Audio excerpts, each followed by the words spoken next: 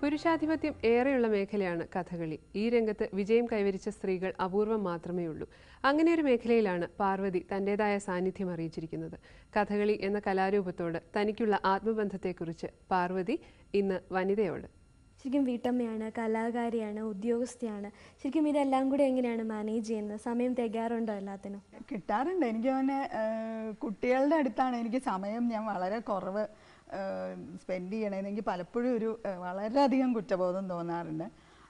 രാവിലെ കുട്ടികളെ പറഞ്ഞു വിട്ട് കഴിഞ്ഞാൽ ജോലിക്ക് പോവുകയായി, പിന്നെ വൈകുന്നേരം വരുമ്പോഴേക്കും വളരെയധികം വൈകും. പിന്നെ 1 മണിക്കൂർ 1.5 മണിക്കൂറിനുള്ളിൽ അവർ കിടന്നുറങ്ങും.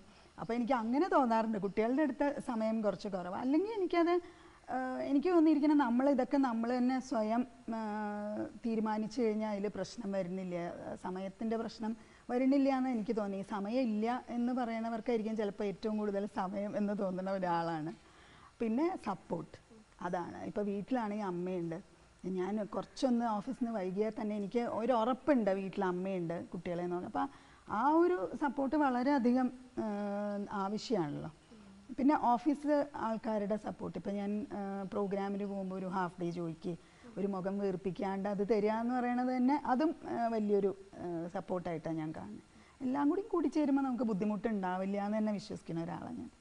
ഇപ്പോൾ ആണെങ്കിൽ ചെറുതിലേ തൊട്ട് പെർഫോമൻസിനൊക്കെ ഓരോ സ്റ്റേജിൽ പോകുന്നതുകൊണ്ട് തന്നെ ആൾക്കാരുടെ ഒരു ആറ്റിറ്റ്യൂഡ് മാറുന്നതായിട്ട് എപ്പോഴെങ്കിലും പാർവതിക്ക് തോന്നിയിട്ടുണ്ടോ? ഒരു ഇൻട്രസ്റ്റ് കുറയുന്നു, അല്ലെങ്കിൽ ഇപ്പോൾ ഒരു കാലഘട്ടം വരുമ്പോൾ ഇൻട്രസ്റ്റ് കൂടുന്നു, അങ്ങനെ ഒരു അഭിരുചിയിലെ ഒരു അങ്ങനെ ഫീൽ ചെയ്തിട്ടുണ്ട്? ഇൻട്രസ്റ്റിൽ എനിക്ക് തോന്നുന്നു ഇപ്പോഴത്തെ കുട്ടികൾക്ക് എന്താ പറയുക, എല്ലാം ഇങ്ങനെ ക്യാപ്സ്യൂൾ പരിവല്ലേ. അതായത് അവർക്ക് ക്ഷമയില്ലല്ലോ ഇരുന്ന് കാണാനുള്ള, അല്ലെങ്കിൽ സിനിമാറ്റിക് ഡാൻസ് അങ്ങനത്തെ അതിനോടൊക്കെ ആയിരിക്കാം താല്പര്യം.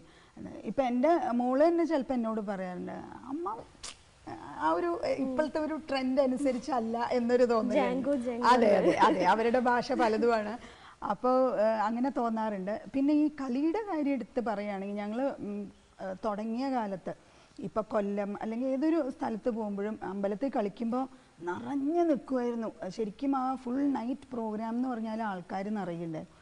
ഇപ്പോൾ ഫുൾ നൈറ്റ് പ്രോഗ്രാം ആണെങ്കിൽ ഞങ്ങൾ ആദ്യം ചോദിക്കണേ എത്ര പേരുണ്ട് എന്നാണ് ഞങ്ങൾ ചോദിക്കണേ. വെച്ചാൽ വളരെ വിരലിൽ എണ്ണാവുന്നവരായിരിക്കാം ചിലപ്പോൾ.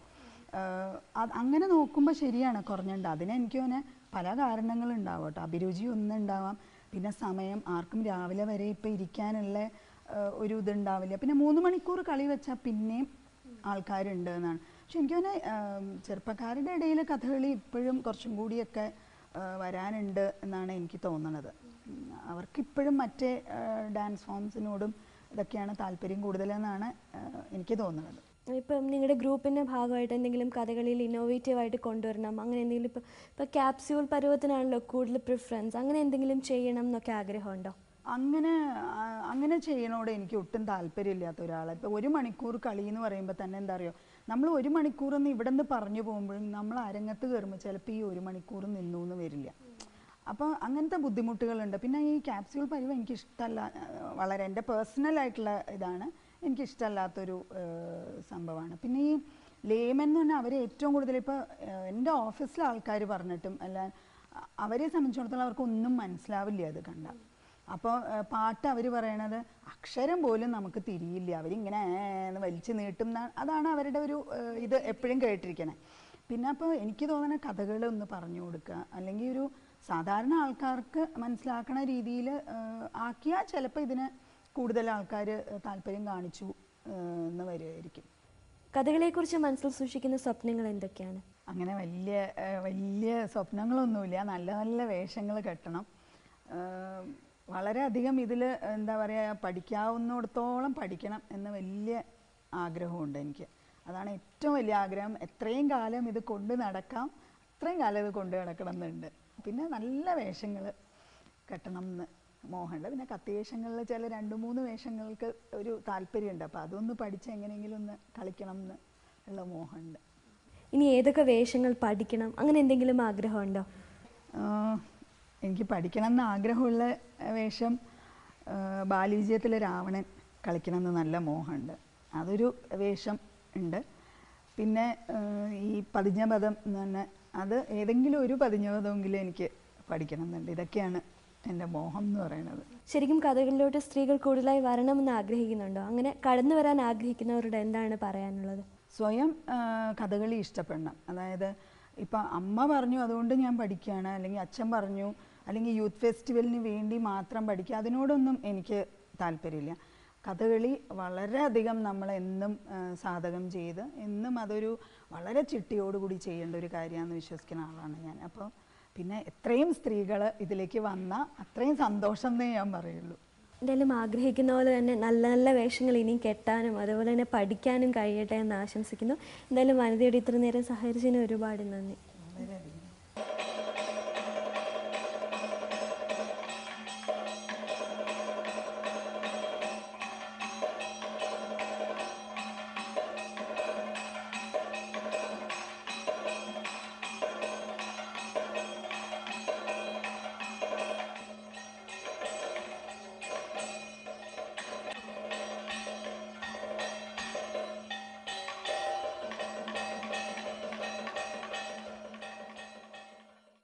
കഥകളിയുമായുള്ള ആത്മബന്ധം പങ്കുവച്ച പാർവതിയുമൊത്തുള്ള ഇന്നത്തെ വനിത പ്രേക്ഷകർക്ക് ഇഷ്ടമായോ എന്നറിയാൻ ഞങ്ങൾക്ക് ആഗ്രഹമുണ്ട്.